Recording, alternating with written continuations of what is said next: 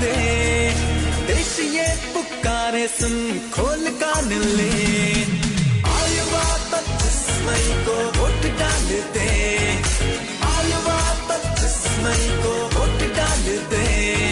तो आइए हम सब युवा एकजुट होकर इस 25 मई वोट देकर अपने देश के भविष्य के लिए दें एक महत्वपूर्ण योगदान। मुख्य चुनाव निर्वाचन अधिकारी हरियाणा द्वारा जनहित में जारी।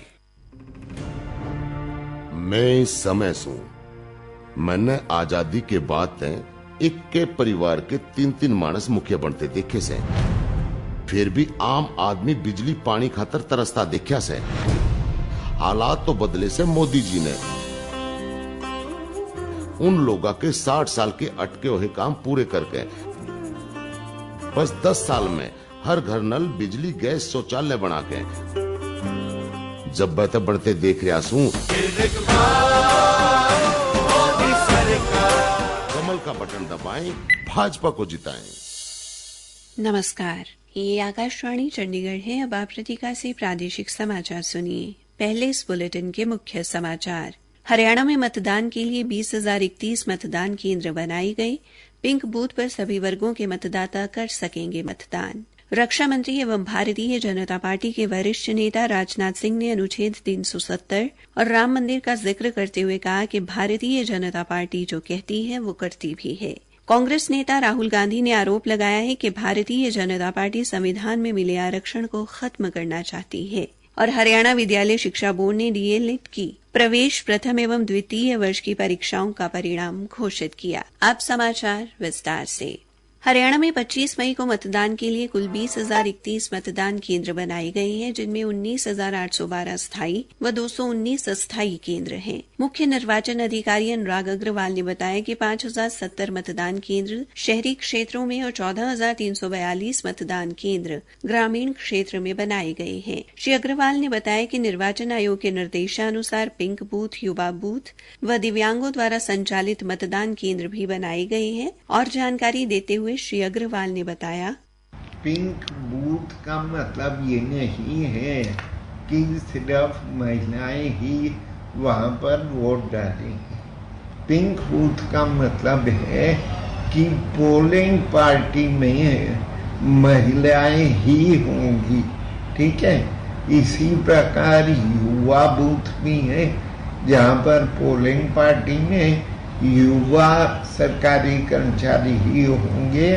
और इसी प्रकार दिव्यांग बूथ भी है जिनमें बूथ का पूरा मैनेजमेंट दिव्यांग कर्मचारी या अधिकारी करेंगे।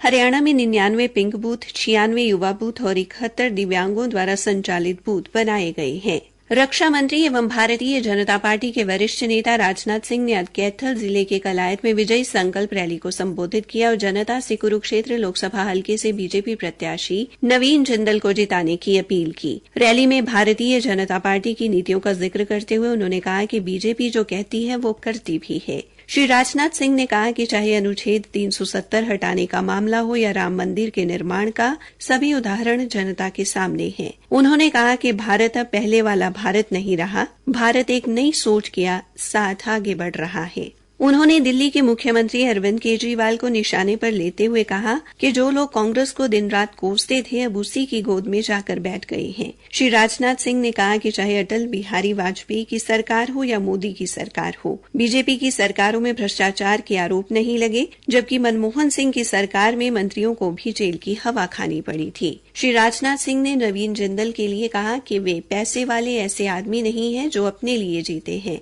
नवीन जिंदल देश के लिए जीते हैं। श्री राजनाथ सिंह ने कहा कि नवीन जिंदल ही हैं जिन्होंने तिरंगे के लिए कानूनी लड़ाई लड़ी। भारतीय जनता पार्टी के कार्यकर्ताओं ने आज कालका में अंबाला लोकसभा क्षेत्र से प्रत्याशी बंतो कटारिया के समर्थन में रोड शो निकाला। रोड शो में बीजेपी की स्टार प्रचारक व महिला मोर्चा की राष्ट्रीय अध्यक्ष वानाथी श्रीनिवासन, बीजेपी प्रत्याशी बंतो कटारिया, कालका की पूर्व विधायिका लतिका शर्मा व जिला अध्यक्ष दीपक शर्मा ने हिस्सा लिया। इस दौरान महिला मोर्चा की राष्ट्रीय अध्यक्ष ने सभी मतदाताओं से 25 मई को भारतीय जनता पार्टी की प्रत्याशी बंतो कटारिया को विजयी बनाने की अपील की। कांग्रेस नेता राहुल गांधी ने आज चरखी दादरी में भिवानी महेंद्रगढ़ संसदीय क्षेत्र के कांग्रेस पार्टी के उम्मीदवार रावदान सिंह के लिए समर्थन जुटाने के लिए एक चुनावी जनसभा को संबोधित किया। उन्होंने आरोप लगाया कि भारतीय जनता पार्टी संविधान में मिले आरक्षण को खत्म करना चाहती है। श्री गांधी ने कहा कि आजादी के बाद देश का संविधान बनाते समय डॉक्टर अंबेडकर, महात्मा गांधी व जवाहरलाल नेहरू ने हर वर्ग के लिए आरक्षण की व्यवस्था की थी। श्री राहुल गांधी ने अग्निवीर योजना को भारतीय सेना की योजना न होकर प्रधानमंत्री कार्यालय की योजना बताते हुए कहा कि केंद्र में इंडिया गठबंधन की सरकार बनते ही अग्निवीर योजना को बंद किया जाएगा। उन्होंने प्रधानमंत्री नरेंद्र मोदी पर अडानी और अंबानी को सीधे लाभ पहुंचाने और देश के 22 अरबपतियों के 16 लाख करोड़ रुपए का ऋण माफ करने का आरोप लगाया। उन्होंने कहा कि वे किसानों का ऋण माफ करेंगे। राहुल गांधी ने हरियाणा में कांग्रेस व इंडी गठबंधन की आंधी चलने का दावा किया और लोगों से भिवानी महेंद्रगढ़ संसदीय क्षेत्र से कांग्रेस प्रत्याशी को अधिक से अधिक मतों से जिताने की अपील की। प्रादेशिक समाचार आकाशवाणी चंडीगढ़ से प्रसारित किए जा रहे हैं। हरियाणा विद्यालय शिक्षा बोर्ड ने आज डीएलएड की प्रवेश प्रथम व द्वितीय वर्ष की परीक्षाओं का परिणाम घोषित कर दिया है। शिक्षा बोर्ड के अध्यक्ष डॉक्टर वीपी यादव ने भिवानी में एक पत्रकार वार्ता में बताया कि आज जो परिणाम घोषित किए गए हैं उनमें 2019-21, 2020-22 और 2021-23 की प्रवेश वर्ष, 2022-24 की प्रथम वर्ष की रीपियर एवं विशेष अवसर परीक्षा और 2019-21, 2020-22 व 2021-23 की द्वितीय वर्ष की रीअपियर और विशेष अवसर की परीक्षा शामिल है। डॉक्टर यादव ने बताया कुल 10,853 विद्यार्थियों ने जो है वो प्रविष्ट हुए थे और आज उनका रिजल्ट डिक्लेयर कर रहे हैं हम। इसके अंदर अगर आप पहले देखेंगे कुल मिला के 7,049 कैंडिडेट थे प्रथम वर्ष में, जिसमें से 4,826 कैंडिडेट उत्तीर्ण हुए हैं, जो कि 68.46% बनता है। ऐसे ही द्वितीय वर्ष के अंदर 2,435 कैंडिडेट थे, जिनमें से 1,632 उत्तीर्ण हुए हैं। परिणाम बोर्ड की वेबसाइट पर उपलब्ध है।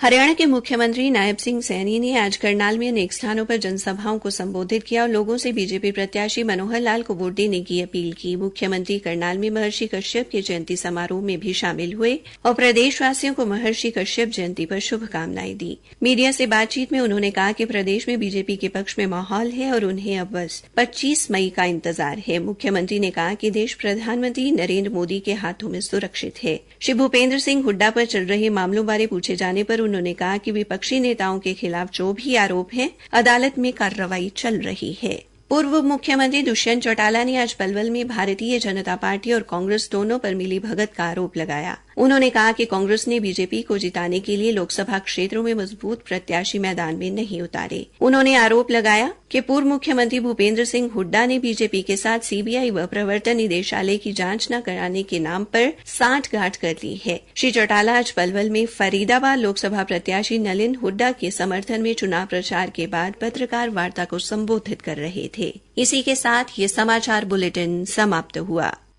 मैं टाइम्स हूँ। मैंने आजादी के बाद इस देश में एक एक घर के 3-3 लोग पावर में देखे से, फिर भी लाखों घर बिना पावर बिना बिजली देखे से, पढ़ाई उद्योग जीवन अधूरा रहते देखे से।